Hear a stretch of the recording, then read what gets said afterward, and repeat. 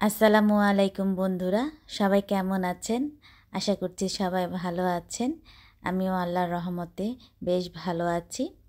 তো আমরা এসেছিলাম দা বাবলসে, এটা মিরপুর 1-এ। তো ফুপু বলল এটা নতুন হয়েছে, তাই আজকে আমরা দুজন এখানে আসলাম। তো ভিতরে ঢোকার পর পরিবেশটা দেখলাম বেশ সুন্দর। পরিবেশটা খুবই সাজানো গোছানো, তো ভালোই লাগছে এসে। তো ফুপু বলছে তাকে একটু ছবি তুলে দেওয়ার জন্য, তো কিছু ছবি তুলে দিলাম, সাথে একটু ভিডিও করে নিলাম। তো আগে আমরা পুরো রেস্টুরেন্টটা ঘুরে দেখব। তো জায়গায় জায়গায় খুবই সুন্দরভাবে সাজানো গোছানো, তাই একটু ছবি তুলে নিচ্ছি, একটু ভিডিও করে নিচ্ছি। তো পাশে দেখলাম খেলার জায়গাও আছে, পুরো ছাদে রুফটপে এই দ্য বাবলস রেস্টুরেন্টটা।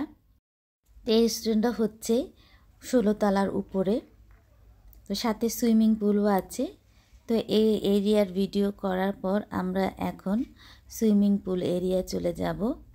তো এখানে ঢোকার এন্ট্রি ফি 200 টাকা নিয়েছে।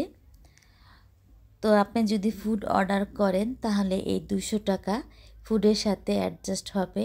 আর যদি আপনি কোনো ফুড না খান তাহলে আপনার এই 200 টাকা এন্ট্রি ফি হিসেবে কাটা যাবে।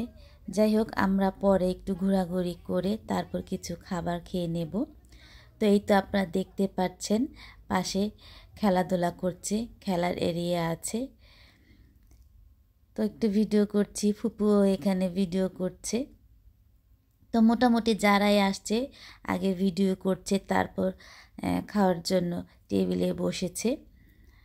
তো ওভাবে রেস্টুরেন্টটা খুব একটা জমেনি, যেহেতু নতুন হয়েছে। তো আস্তে আস্তে পরিচিত হলে হয়তো মানুষজন আরও জমজমাট হবে। আমরা যেহেতু সন্ধ্যার পর গিয়েছি, এটা আরও জমজমাট হওয়ার কথা ছিল। অন্য অন্য এরিয়া রেস্টুরেন্টগুলো যেভাবে জমজমাট হয় সেই তুলনায় এটা একটু কম লোকজনের সমাগম হচ্ছিল। যাই হোক, আমরা এখন পুল সাইড এরিয়া এসেছি। তো এই তো সুইমিং পুল।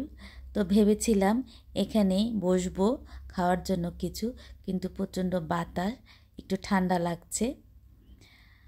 তো এখানে একটু কিছুক্ষণ ভিডিও করে একটু ছবি তুলে তারপর আমরা নিচে চলে যাব ফুডের জন্য।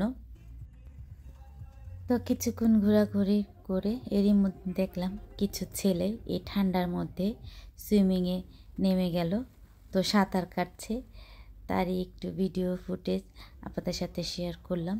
তো এই তো আমরা খাবার অর্ডার দিয়ে দিয়েছি। এখানে দিয়েছি নান রুটি গ্রিল, সাথে আছে চানা ডাল আর রায়তা। তো আজকে এই খাওয়া দাওয়া করব। তো নর্মাল রেস্টুরেন্টের তুলনায় এখানকার খাবার একটু এক্সপেন্সিভ। তো এক্সপেন্সিভ হলেও খাবারের মান কিন্তু বেশ ভালো ছিল। তো নর্মাল রেস্টুরেন্টের চিকেন গ্রিলটা যেমন থাকে তার থেকে এটা খুবই ফ্রেশ ছিল, জুসি ছিল, খেয়ে ভালো লেগেছে।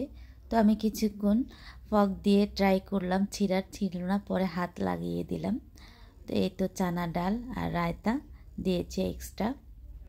তো যাই হোক, আমার আজকের ভিডিওটি আপনাদের কাছে যদি ভালো লেগে থাকে তাহলে অবশ্যই একটি লাইক আশা করব।